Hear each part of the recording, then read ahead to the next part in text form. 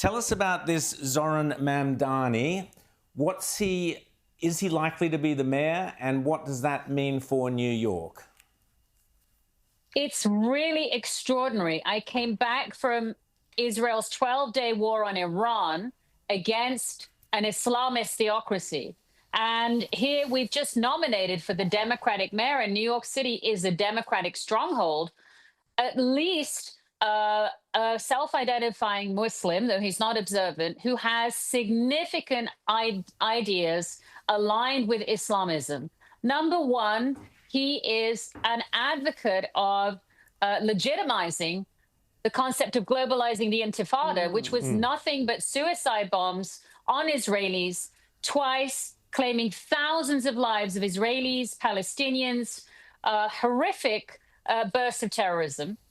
He has previously attempted to pass bills while he was a state assemblyman on the BDS, which means sanctioning American New York institutions that might do business with Israel. And he refuses to walk those back. He got twice as many votes as Rashida Tlaib and Ilhan Omar, also Islamist mouthpieces in Congress. Now, we'll just play a quick couple of grabs. Here's the first one of Zohran Mamdani. What purpose do they serve? Right? I think we have to ask ourselves that, which is that, I think a lot of people who defend the carceral state, they defend the idea of it and the way it makes them feel.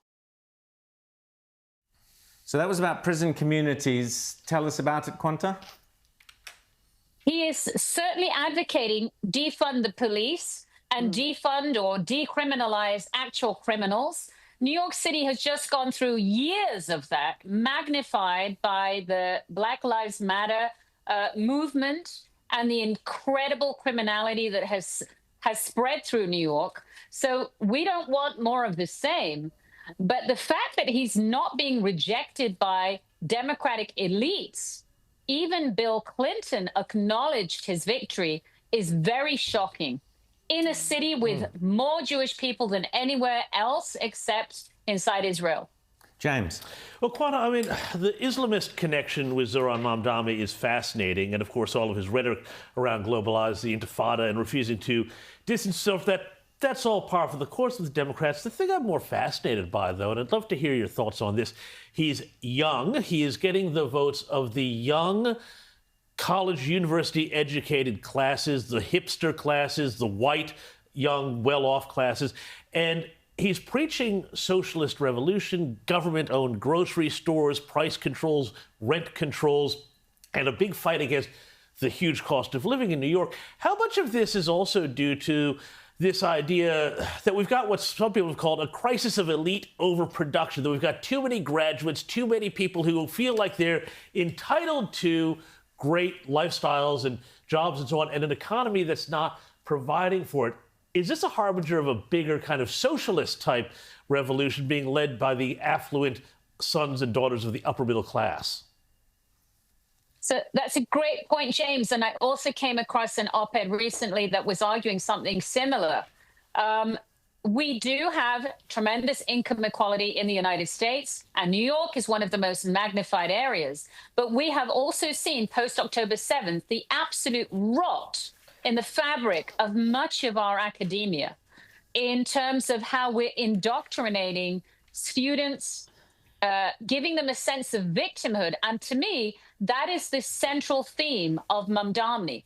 The victimhood, the critical grievance theory, and somebody owes us. That's what marries the socialism to the Islamism. And the Islamists are expert at exploiting that. Even if Mamdani himself is not a card-carrying Islamist, that is the move. And that's what's so worrying. Our younger generations see themselves as victims and look for entitlement from elsewhere. Let's just one quick other grab of Zohran Mamdani. Let's have a quick look. My platform is that every single person should have housing. And I think faced with these two options, the system has hundreds of thousands of people unhoused, right? For what? And if there was any system that could guarantee each person housing, whether you call it the abolition of private property or you call it, just a statewide housing guarantee, it is preferable to what is going on right now. Qanta, we'll get on to Syria shortly, but just one last question on Mamdani. He's just such a ball of contradictions. On the one hand, he's pro-Islam, but on the same, he's wanting to use taxpayer funds for what he calls gender-affirming care for children. All these sort of conflicting positions that don't really go together. How is he pulling this off? I think we've seen, and we saw this with AOC, who is the other far-left radical that is elected in New York City, Congresswoman, that these politicians are actually playing much less to the voters and much more to their social media constituencies. This is a social media generation. They look at maybe 40-second clips and come to a conclusion, and they are seduced by these ideologues and don't expose those contradictions. We have tremendous homelessness in New York. A lot of that is related to drug addiction and lack of supply of mental health expertise and lack of prioritization. That's part of it. The answer is not to take houses from some and hand to the other. That's not a solution. And the answer is certainly not to get rid of policing. We're actually asking for more policing in New York City. So he is intellectually shallow, but he is incredibly seductive in social media, and that's a danger. Now, I want to ask you about what's happening in Syria. We saw Israel launching airstrikes in Damascus. They've said they're going to do what they can to protect the Druze community there. There's absolutely horrific videos emerging from atrocities being committed against that community. What's the state of play now? And is the ceasefire, is that something that you expect to hold?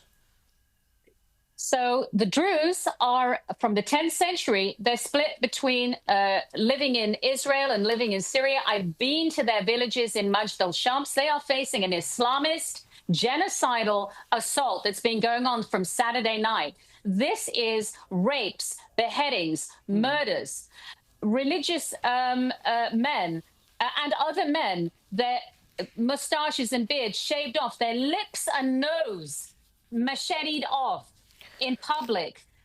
A hospital besieged by Sunni Islamist jihadists. They're coming from all over the region, Chechnya, Dagestan, Syria, and the Druze are under siege. They're defending themselves. And Druze are also Israeli members of the IDF who've been incredible in this war since October 7th. And in general, they're very, very loyal Israelis. So Israel needs to hold the peace. The United States has to do more than talking. We have to absolutely augment the Israelis to defend the Druze. We have to arm and train the Druze. And we also have to support the Kurds. Syria will implode without supporting the pluralist minorities. In the meantime, people are being hunted down. The videos are absolutely appalling. Exactly what Hamas did.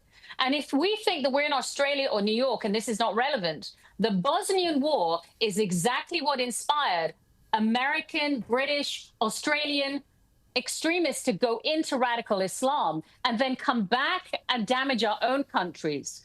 Rita, you said something very important, that 16-year-old foreign fighters are not held criminally liable when they come back to Australia. This is going to feed off generations of Islamists. We must take action now and put pressure on the Australian government and the American government to support Israel. The Saudis, the Gulf, Saudi Arabia is guaranteed the president of Syria, who 5 minutes ago was a leader of an Islamist jihadist group. Qanta, Ahmed, always great to chat to you, and you're 100% correct about Syria and this al-Jilani character. I'll be talking more about that after the break.